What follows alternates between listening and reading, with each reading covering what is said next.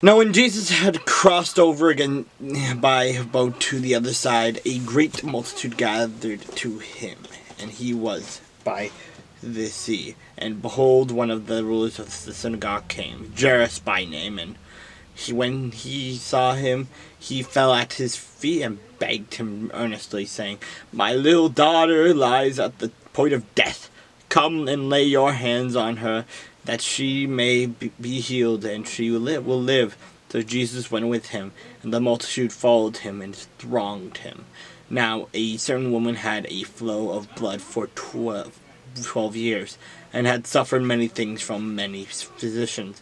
She had spent all that she had, and was no better, but rather grew worse. When she heard about Jesus, she came behind him in the crowd and touched his garment, and she said, "If only I may touch his clothes, I shall be made well." Immediately the fountain of her blood was dried up, and she felt in her body that she was healed of the affliction. And Jesus immediately, knowing in himself that power had gone out of him, turned around in the crowd and said, "Who touched my clothes?"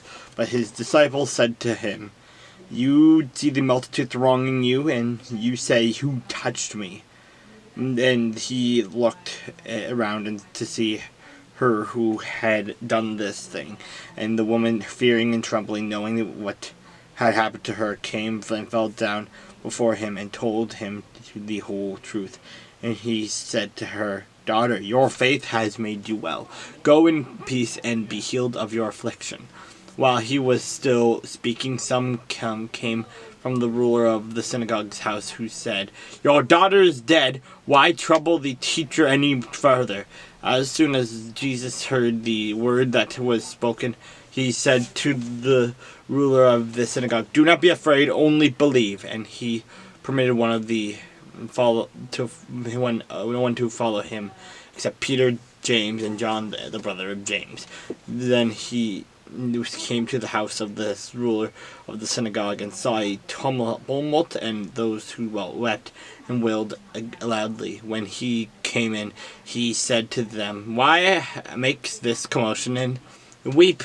The child is not dead, but sleeping."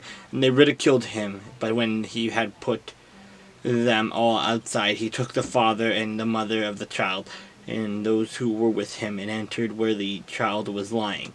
Then he took the child by the hand and said to her, "Talitha kumi," which is translated, "Little girl, I say to you, arise." Immediately the girl arose and walked, for she was 12 years of age, and they were overcome with great amazement.